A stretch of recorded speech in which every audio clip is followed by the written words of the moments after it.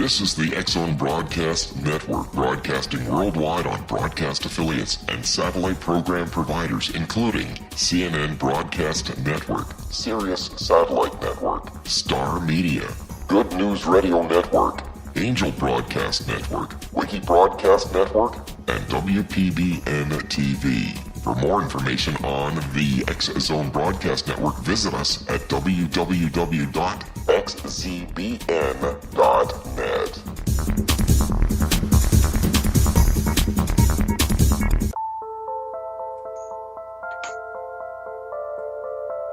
Good evening, friends and family. Welcome back to Paranormal Stakeout. I'm your host, Larry Lawson, coming to you from the Southern Command Post of the X-Zone Broadcast Network in beautiful Vero Beach and Fellsmere, Florida. It's great to be back. Things are starting to settle back to normal down here after our wild and woolly summer. I do, again, want to take a second to reach out and send our thoughts and prayers to our friends, families, and colleagues in Puerto Rico, the U.S. Virgin Islands, and all through the Caribbean. We pray that you folks get back to normal and back on your feet shortly, and I don't want to forget our friends in the Keys, also in the southwest part of Florida. So we're thinking of all of you. And our guest tonight is another fellow Floridian, Paul G. Meckes. Paul is a ordained metaphysician. He received his Ph.D. in Metaphysical Science, Summa Cum Laude, and Ordination in the spring of 2014 under the authority of the Institute of Metaphysical Humanistic Science of Florida in Sarasota, Florida. While in his doctorate studies, Paul founded and headed Clermont Paranormal and Metaphysical Research Society. It's a Noetic Science coalition and network of diverse scientific disciplines. He has conducted many public lectures and workshops in Southern Cassadaga Spiritualist Camp in Lake Helen, Florida, Chapel of Spiritual Light in Orlando. He's also lectured at the Institute of Noetic Science of Central Florida and also the third annual Treasure Coast Para-Unity Conference in Fellsmere, Florida on the subject of quantum physics and the paranormal. Dr. Meckes has also continued his education with the Morris Pratt Institute in physical research and recently has been working on a new project for all first responders called FRAPS, or First Responders Alliance for Paranormal Studies. This organization brings together law enforcement, fire, EMT, and all branches of the military to focus on studying the scientific data of anomalous phenomena, as these individuals are on the front line on the most challenging and fearful part of the human condition. Paul, welcome back to Paranormal Stakeout, my friend. Thank you, Larry. Glad to be back. Yeah, it's got a lot to talk with you about tonight. I want to get into this FRAPS a little bit, but first, I want you to remind me, metaphysician, what does that mean exactly? Much like general physics, like any other physician out there, meta, meaning beyond physics. I kind of study what the general physics, mainstream physics doesn't kind of wants to evade away from. I veer more towards the study of the human condition, consciousness, consciousness studies, and try to look at the general branches of physics and how that applies to the human condition. Interesting. Now, in the world of paranormal studies, because I know you also run the Clermont Paranormal and Metaphysical Research Society, where does that, your education, your background, where do you fit in then with the ghost hunting, paranormal research? Well, as I started, it started a long time ago when I started experiencing things that I couldn't explain, and when I started realizing through being, always being interested in science, I kind of felt that there has to be some sort of scientific explanation to paranormal phenomenon. And as I started researching, getting a little bit more into the study of metaphysics, I started realizing that in a lot of the core studies included metaphysical type studies, such as like Qigong, meditation, healing, spiritual healing, quantum touch healing, paranormal research. And then it kind of took me more towards I've always been an investigator of paranormal phenomenon, so I veered more towards the the paranormal aspect, or sort of kind of capitalizing on it, so to speak. Okay. Well, your team, do you specialize in home investigations, historical spots? What's your forte? Pretty much everything. Anything you can imagine.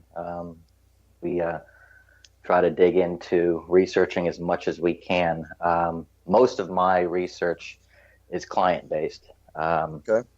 Pretty much 90% of my investigations are people calling me that need the help and trying to investigate whatever type of scenario is going on. And that's one thing I really want to touch on tonight, because I've seen some of your work, heard of some of your work regarding the ethics of paranormal investigation, as well as your connection with law enforcement. When you conduct investigations in homes, backgrounds, well, how do you begin that? When a client contacts me, they obviously first kind of vent. I let them vent as much as they possibly can, because that's what there's, they have to do that. Right. And when I first meet up with the client, it's first usually a phone interview. Mm-hmm. Then I meet up with them personally, either at their home. This is the X-Zone Broadcast Network, broadcasting worldwide on broadcast affiliates and satellite program providers, including CNN Broadcast Network, Sirius Satellite Network, Star Media, Good News Radio Network, Angel Broadcast Network, Wiki Broadcast Network, and WPBN TV. For more information on the X-Zone Broadcast Network, visit us at www.xzbn.net.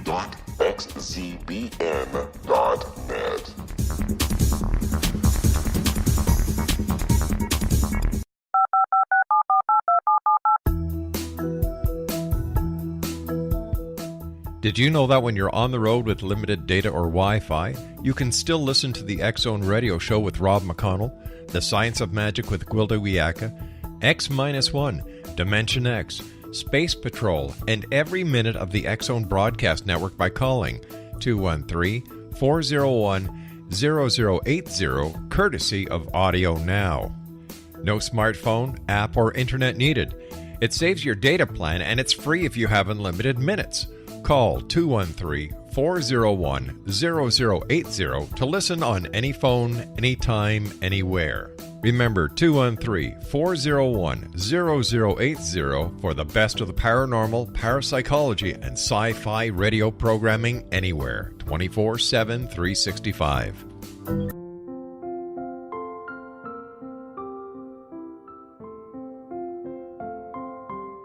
I am Dr. Carl O'Helvey, founder, president of a new cancer foundation focusing on evidence-based physical, mental, and spiritual interventions, including natural cancer cures, prayer, meditation, affirmations, nutrition, and other related holistic cancer prevention and cure modalities. These are used in cancer education, research, and financing care. I ask for your help to continue this important work by donating at www.holisticcancerfoundation.com.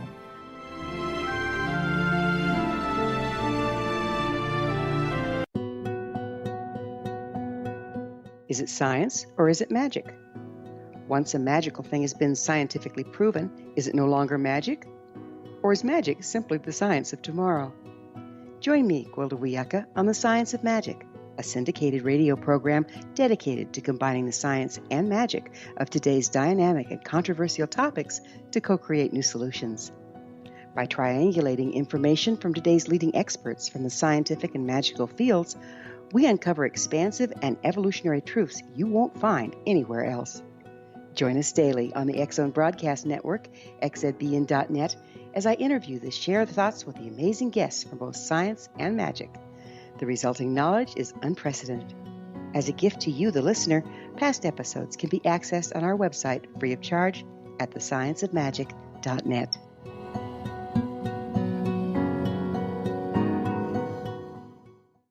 Little children aren't the only ones afraid of the dark. Millions of soldiers return from war zones with PTSD, anger, frustration, fear, and loneliness, much of which surfaces during the darkness of the night. You have the chance to change the lives of these American heroes. Songs and Stories for Soldiers.us provides free MP3 players for these men and women. With a list of 3 million songs in 16 different styles, 100,000 audiobooks, and 30,000 old-time radio programs, every veteran can find something to soothe and comfort them at no cost. All our players contain an 8-hour audio program designed to help veterans fall asleep. With 1,500 plus vets now participating, it's our goal to deliver 10,000 audio players this year. Go to our website at songsandstoriesforsoldiers.us. Help us help a veteran make it through the night. Welcome back, folks, to Paranormal Stakeout with my guest tonight, Paul Meckes of the Clermont Paranormal and Metaphysical Research Society. Paul, just before the break, we were talking about your interaction with clients when you first meet them and you begin your investigations. Do you find that they are in a high state of emotion oftentimes when you first meet them? Most of the time, yes. They are very, very anxious to be able to talk to somebody who can understand them or can understand what's going on. Mm-hmm. And they want to vent a lot. They want to, sometimes crying, nervousness, scared, very distraught and very confused of trying to find an explanation of what's going on. What else are you trying to find out in these meetings with the clients? What I do is I start to build have a long questionnaire that I go through. And it's like a client credibility checklist that I go through. The client doesn't see this part of it. And it gives me a scale after I break it down. It gives me a scale of what their credibility is based off of interviewing them. Trying to, looking at their pantomimes, looking at how they react to certain questions. And you kind of get an idea of what their credibility is, and then I start building. When you talk about their credibility, what exactly are you looking for? Usually, if I ask certain questions different ways, and I let them fill out a questionnaire. And as I'm interviewing them, if their story starts changing differently, and it's not only their story or what they're explaining to me of what's happening. I also kind of look at what their lifestyle is. Does the client appear to be living in a lifestyle of disorder? Is there like alcohol abuse? Is there drug abuse? Is there looking at the lifestyle and trying to build some sort of a profile?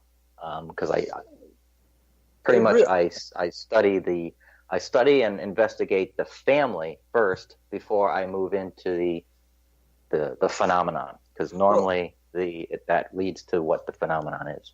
Okay, and it sounds like me conducting a criminal investigation, speaking to a witness or a possible suspect, trying to find out exactly where they're coming from, what their angle is. Are there drugs involved, as you said, and whatnot? There's a lot of investigators out there that are very leery about conducting that type of a detailed initial client interview. I personally think it's a great idea, but do you see any pitfalls in it? Are you afraid of offending the client? What if they ask you, why do you need to know all these questions? What's your response to them? I let them know ahead of time. I tell them what extent of how the investigation will follow through. If they want to continue to pursue a full investigation, I'll start off with some basic questions of finding out what it is that they are experiencing, and I will take note of things that I kind of see that are kind of strange, just that just don't fit into place. Do you look at after do you look at body language at all? Yes, body language, Kinesics. speech patterns, Mm-hmm. how they answer questions, if they answer questions kind of hesitantly, or if they don't want to answer certain questions that might be pertinent to the investigation, then I kind of pull back a little bit and try to, and also bring in the mediums as well. Sometimes I do bring a medium in during the first initial interview, and have them do a profile as well on what they pick up, and I keep that. What would cause you? What would cause you prior to the interview to think about maybe I should bring a medium? What would key you into that direction? Depending on what they are, the extent and severity of what they are reporting. Okay. I've had a client reported demonic. Someone said there was a demon in their house, Mm-hmm. and I had brought a medium in on the first interview to do a walkthrough in the house while I was conducting and asking the questions and stuff, and just that way I can have something on the side. That way when I'm done with the interview, I have a medium there to share his or her information on what they gathered. Mm-hmm. And also depending on the severity or what's what I'm looking for, the sensitivity of the case. Because if there are children involved or elderly involved that are being abused or being attacked, that's where entities? I kind by of the suspected entity or by a human? By the suspected entity. Okay. And that's where kind of like law enforcement has to come in, not to get away from the original question, but a lot of dynamics involved with trying to base out exactly who I need during the interview. If it's just me, is it a medium? Should I have a second person with me that is of law enforcement, or just myself? Yeah. Question here for you. I could certainly see calling in law enforcement if you suspect there's abuse going on in the house. Maybe this person's suffering from other psychological issues, but you'd call in law enforcement if you suspected some sort of abuse from an entity. Did I get that right? Yeah. Well,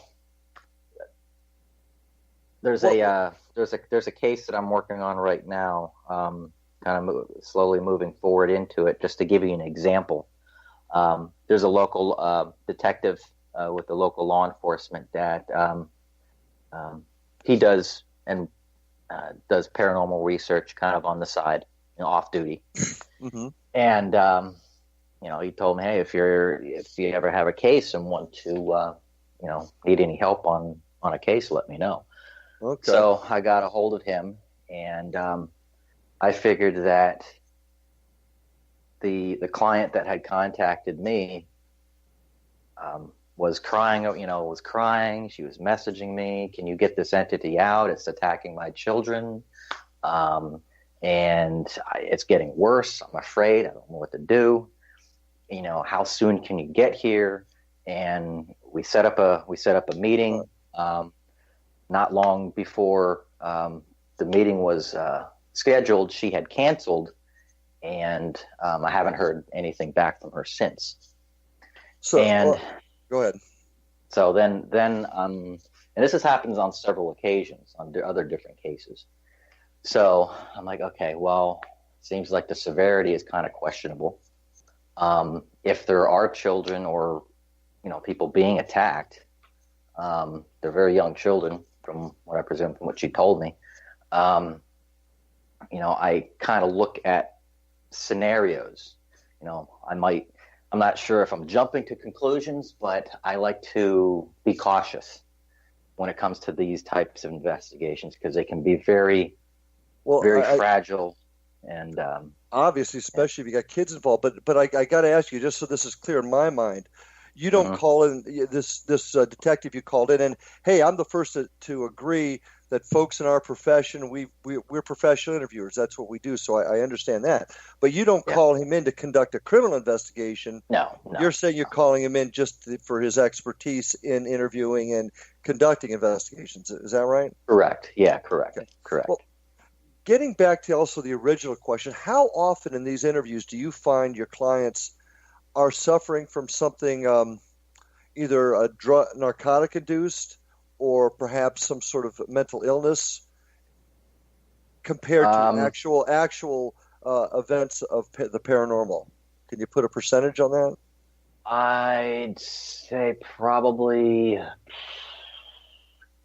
about 10%, from 8 to 10% of the cases I've had in the last 5 years were related to a mental illness.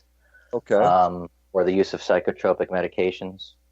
One of my first clients actually was suffering from paranoid schizophrenia, and I turned the client over to a medical professional to consult with, and she had gotten back with me and let me know that she, since she's a medical or clinical professional in the field, she kind of told me that, yes, I agree, this person is suffering from that disorder. So, and you're saying only 10% of those clients, so 90% you're saying is the real McCoy, that they're actually experiencing something unexplained and paranormal.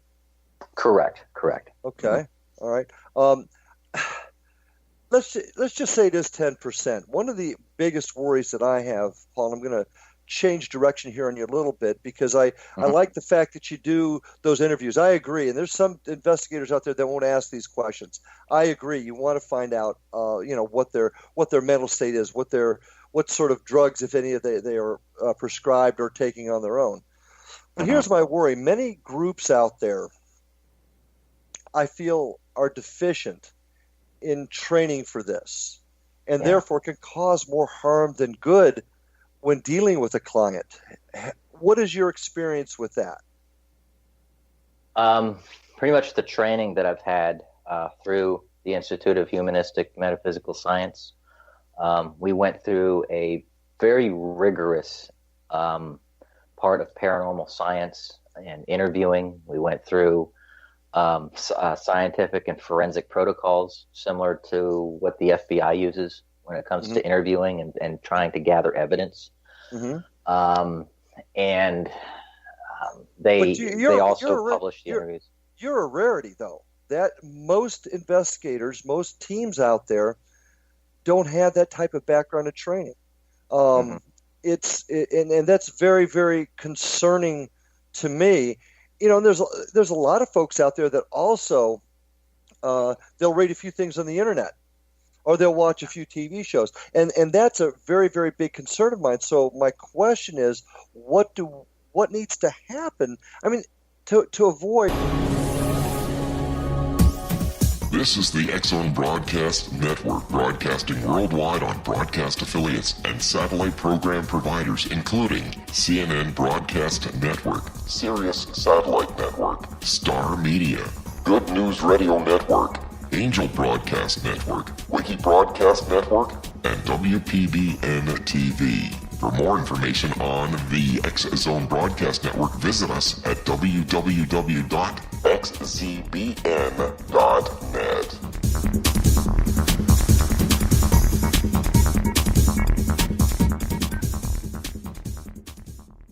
How would you like to be able to read other people's minds? Well, the next best thing is here. When you know how to read a person's name, you know how the person thinks, feels, and behaves. Each letter in our name holds a key to unlock our true essence. Our name contains both our gifts and challenges in this lifetime. Mnemology science discovers personality secrets hidden in the placement of the letters of our names, including the first and last impression people remember about us. Sharon shows us how to interpret the arrangement of letters as outlined in her book, Know the Name, Know the Person. Sharon Lynn Wyeth created mnemology science after 18 years of research and testing her theories, and has supported thousands of people around the world in understanding themselves and others better. You'll enjoy Sharon's unique teachings as she shares her system to learn the gifts behind your given birth name. Even if you don't like your birth name, there are jewels in this book. If you're thinking of changing your name, ready to name your child, or wanting to get along better with others, this is the book for you. If you'd like to improve your relationships and change your life for the better, get the book today, Know the Name, Know the Person, or visit www.knowthename.com. That's www.knowthename.com.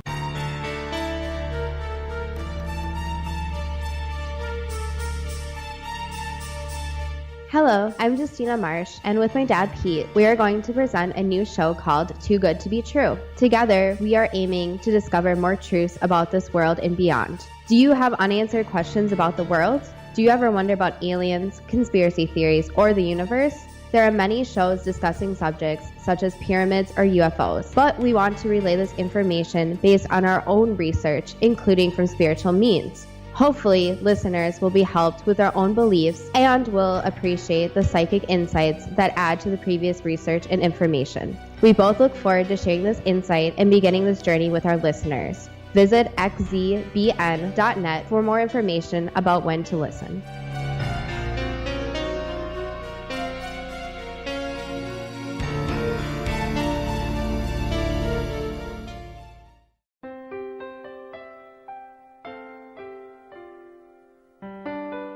Ancient prophecies, legends, and current events indicate we're entering a high-frequency era supporting enlightenment. During expansive times, old rules fail, necessitating access to the ever-shifting currents of life for guidance. There's an ancient form of shamanism through which we can obtain the information we need. I'm Gwilda Wiyaka, founder and director of Path Home Shamanic Art School, with a great new provision for those interested in spiritual evolution and personal empowerment. Galactic Shamanism, Art of the Ancients, Key to Tomorrow, is an upcoming series of leading-edge online affordable classes designed to guide and support you and your family during these times of transition. Embrace the magic. Empower your life. Study Galactic Shamanism at findyourpathhome.com.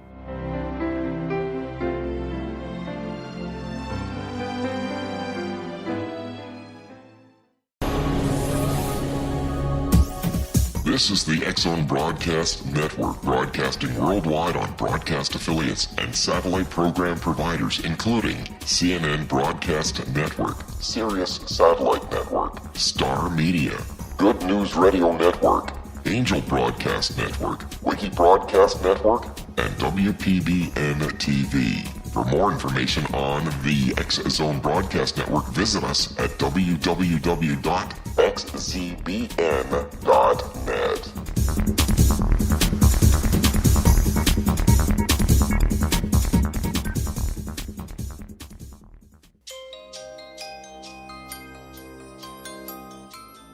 And welcome back to Paranormal Stakeout, my friends, with my guest tonight, Paul G. Meckes, metaphysical physician and founder of the Clermont Paranormal and Metaphysical Research Society. Paul, getting back to our conversation, because this is a real issue of mine. And you know, I've spent over 37 years in law enforcement, training in many different areas, particularly things involving child abuse and crimes against children. My biggest worry, and I don't consider myself an expert, despite my training. I get a little concerned with folks that can get out there with a minimal amount of training, and they're truly playing with people's lives. Where do you see the liability in folks that don't have the appropriate amount of training? That's where people got to be very careful. Very, yeah. The documentation that I use was built through and created through, doctors, medical professional, not medical doctors, but through a list of psychologists. in I think in the state of Florida, probably, but through the university that I had went to, and letting the client know, I mean, they don't have to answer these things. Oh no, yeah, it's if they choose not to answer the questions in the questionnaire that they fill out, they don't have to. I let the clients know right off the bat that everything is strictly confidential, 100% confidential, like a client-doctor confidentiality clause, and there is a contract that is signed with the clients, and they get to choose, on one of the sheets for, they can choose yes or no as far as us sharing any type of information. Most of the time they say no, and that's signed, and it's and then the interviews are 100% confidential. But I also let the clients know that if myself or any of the investigators that are on the case see that there is a possibility of child abuse or elderly abuse or any type of criminal activity, that I, as a doctor and metaphysician in the state of Florida, am obligated to turn the case over to local law enforcement. Now, are you licensed in that field? Is that how that works for you? Yes.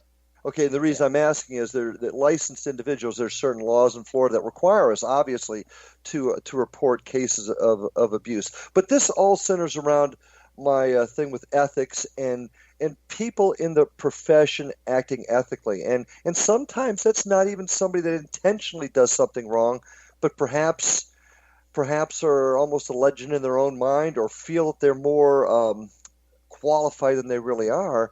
And I get very, very concerned that folks are going to cause more harm than good. For example, I get very concerned when a team goes in there and says, we can help, we could pass this entity over. I hope that if they do that, they've got somebody that truly, truly is qualified to do that. Whether it be somebody that's just trying to make a name for themselves, almost as if they're a charlatan, or somebody that means well but really don't have the skills. And that's where I'm coming from, and that's kind of my my warning, I guess, to folks out there. Just be careful. Yeah, it's this part of the field, this aspect of the field, is like walking on eggshells. It's a baptism by fire. You do have to be very careful as to what you say, how you say, and when you say it. Just making sure all your paperwork is in line. Another thing too is I don't charge for investigations. It is completely free. Yeah, and I think most groups are like that. And if I did start charging, then that's where the liability starts to leave. All the legal liabilities start to play in a role.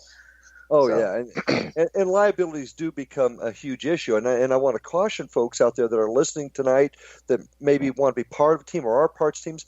Be very, very conscious of the fact that when you go into somebody's home, you take on the liability of being there. You take on the liability of anything that happens there. And it's not just the health of the client, but it's also the physical house, entity, or the physical environment itself, the house. Be careful, be smart, have insurance. Yeah. So that's just one of the things that I really want to get out there to folks, because there's a lot of folks that mean well, but they don't always know what they're getting into, and they don't understand the ramifications of what they do. I want to kind of move on to another subject, Paul, because this is one of the areas I find really fascinating, and you talked about your networking with individuals in the public safety, first responder realm. Tell me more about FRAPS and where you're going with that. FRAPS, First Responders Alliance for Paranormal Studies, kind of came to me a couple years ago. So I had quite a few friends. My whole family served in the military. Got quite a few friends in law enforcement, a couple friends in fire departments and EMTs. And they've always shared stories with me scenarios when they're out in the field on duty, things that they've experienced and they couldn't explain. And they're purely paranormal, anomalous phenomenons and stuff. And trust me, I've worked enough midnights and seen enough crazy things I've never been able to explain. So I definitely understand that. And because these first responders are pretty much at the front line, all first responders, I feel, are at the front line of tragedy of the human condition. Mm-hmm. And I feel it wouldn't be, there wouldn't be any paranormal phenomenon if we didn't exist, because I'd say it's 100% a part of the human condition. Really? So, yeah. Well, and because we are spirit as well. We're a spirit and body. And we depending on the human condition, most all paranormal phenomenon revolves around a human condition, or not a human condition, a human agent. Okay. And it's kind of like that scenario: if a tree falls in the woods and nobody's there, does it make a noise? Well, if there wasn't a human being, or if there wasn't a person in a particular point of space and time to witness a particular paranormal phenomenon, did it really happen? Mm-hmm. So it's a part of our perception and experience of the human condition. Well, as a quick side note, then, it's your opinion that paranormal phenomenon, ghosts, are actually spirits, because there's a big push right now about dimensions, and it's a different dimension. Mm-hmm. You're saying no dimension. It's the continuation of us in this dimension. Do I have that right? Continuation of our consciousness within this dimension, but multi-dimensionals. Yeah, kind of like a multiverse. Okay. Multidimensional, and which is why we can't perceive spirits all the time, unless you're a really good medium or psychic. Okay. But a multidimensional universe, and we exist within this field. We can within our human perception, we can only perceive a certain range of this existence. Mm-hmm. So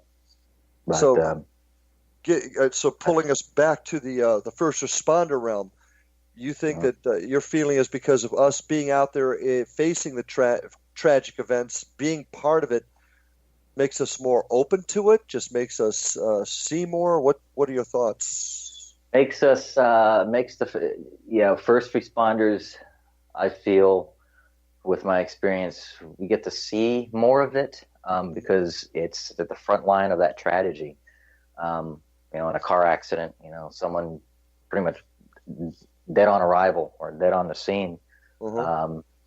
I've seen first responders explain what they've seen as far as an entity or a full body apparition of the person who had died on the location or at the scene of the accident, or even a suicide, or even with the military out in the war zone and stuff. Things that full body apparitions. Mm-hmm. Well, I would agree with you. I mean, I would agree with you. People have asked me many times over the years, why you're a cop, how in the world can you believe in the paranormal? Well, to be a good cop, to be a good detective, you got to have an open mind and be willing to look at all angles of an investigation. And I don't see this as being a whole lot different. We got to have an open mind. But what do you see as the first responders' use in your studies then? Is it where do we fit in? Is it as a liaison with you? Is it the experiences help to document your studies? Where do you see us? I see it as a network to document more cases and kind of investigating the case, or on a case by case basis as to what phenomenon was witnessed. What was the scenario? What actually happened? Mm-hmm. That spawned a particular phenomenon, and some of the first responders will get into the science of it and start studying on their own, to start documenting cases, as well as going on and doing investigations as well. So, with my group or any other group out there. Do you feel that first responders, because of their experience, may become more sensitive? Have you found that in any of your studies? More sensitive? Yeah. I've a couple first responders that I've worked with have become more sensitive to the phenomenon, I guess they're just a little bit more open to it, and they're a little bit more understanding, less skeptical. Yeah, and frankly, I've got law enforcement in my group also, the Florida Bureau of Paranormal Investigation. But do you think the incidents soften them up? I mean, I know they understand better, but do you think it makes them more sensitive? Maybe that's the word I'm looking for. Has any of you sensitive as to spirit? Oh, okay. Yeah. Yes and no. It can. The Earth is under ever-increasing pressure from untenable lifestyles and growing populations. Yet, viable answers seem in short supply. What if I told you there's an ancient form that can empower you to take charge of your life? What if your entire family could be enfolded and supported by life itself, finding safe passage through challenging times? I'm Gwilda Wiyaka, founder and director of Path Home Shamanic Art School, with great news. An upcoming series of leading-edge online affordable classes based in an ancient form of shamanism, easily learned and used by your entire family. Galactic Shamanism, Art of the Ancients, Key to Tomorrow are a series of online adult and children's lessons instructing your entire family on natural law, how to cooperate with and be supported by the powers of the universe. Visit findyourpathhome.com to find these unique and powerful classes. This is the X-Zone Broadcast Network, broadcasting worldwide on broadcast affiliates and satellite program providers, including CNN Broadcast Network, Sirius Satellite Network, Star Media, Good News Radio Network, Angel Broadcast Network, Wiki Broadcast Network, and WPBN TV. For more information on the X-Zone Broadcast Network, visit us at www.xzbn.net.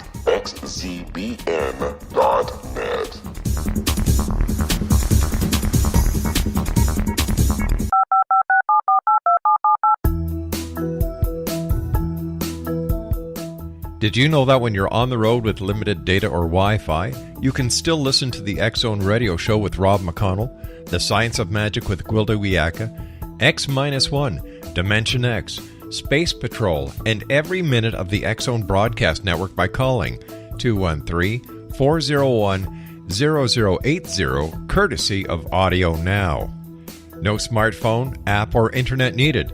It saves your data plan, and it's free if you have unlimited minutes.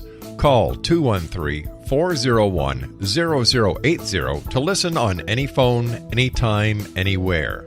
Remember, 213-401-0080 for the best of the paranormal, parapsychology, and sci-fi radio programming anywhere, 24/7, 365.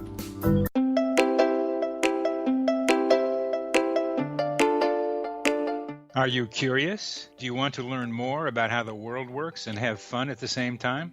Study coincidences with me, Dr. Bernie Beitman, MD, on my Connecting with Coincidence radio show, here on the XZBN network. Listen to Jungians theorize, statisticians randomize, true believers evangelize, while I categorize. I dance to the rhythm of coincidences. People who experience me see more of them. Maybe something on the show matches a thought in your mind. Let us know. Expand your mind to the weirdness happening around you.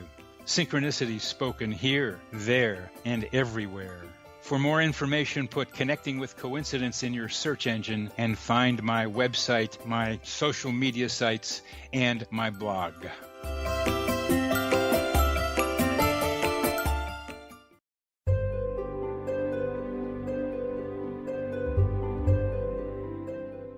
What is truth? Historically, we viewed things as either being true or false. Now, as we enter a more expansive era, we find the question is not, is it true, but rather, how true is it?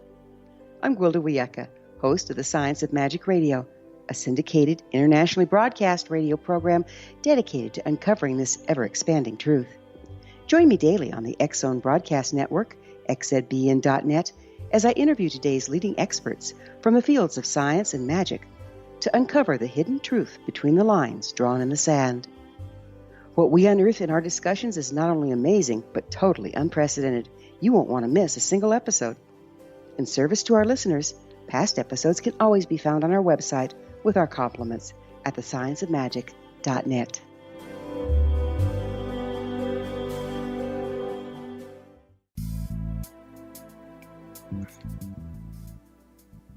Hey folks, welcome back to the last portion of our show tonight. My guest, Paul G. Meckes, a metaphysical physician, founder of Clermont Paranormal and Metaphysical Research Society. His website, www.clermontparanormal.com, or paul@clermontparanormal.com. Give those a visit. He's got quite a group over there, Clermont being over in the center part of the state of Florida. Also want you to check out www.xzbn.net. Check that out for all of the terrific programming here on the X-Zone Broadcast Network, including my show. You can visit me at www.paranormalstakeout.com. Call and say hello. Let us know what you think. Give us some ideas of some stuff you'd like to hear on the show. Paul, as we kind of wrap this up tonight, where do you see FRAPS going, and how do you see your work with first responders benefiting the field of paranormal research and investigation? As a science, right now we're still getting the network out there, trying to get everybody aware of it. But as we start to build, I hope that with those first responders out there that are not the skeptics, that want to be part of a scientific community and to be scientific, because the first responders, especially law enforcement, we have to abide by protocol, by forensics and stuff. So they already have that background on gathering evidence and trying to find trace evidence. Very so true, they have, and so those first responders do have that discipline. And well, when you say scientific, you keep mentioning that. I totally agree with you, folks. At least in my end of the business, specialty detectives, that's how we're trained. But when you keep talking about scientific, tell me what you mean by that. Well, I refer to it as a science. It is a field that it is a metaphysical aspect of reality, and I through my training and through my studies, it was treated as a science. So I kind of refer to it as a science. How do we get the scientific community to take us seriously then? The mainstream, shall we say, scientific community, because that's where it's at. That I believe to be is the key to get the mainstream scientific community to take us seriously and be part of it in some way. And there's some great folks out there that are part of the mainstream scientific community that do that. But what do you think it's going to take for us to get there? That is the goal. One of the goals with FRAPS is to get the mainstream scientific community to look at it as not a pseudoscience. When we get these other disciplines involved, such as first responders and other disciplines in the scientific community, such as medical or clinical and psychiatry and psychology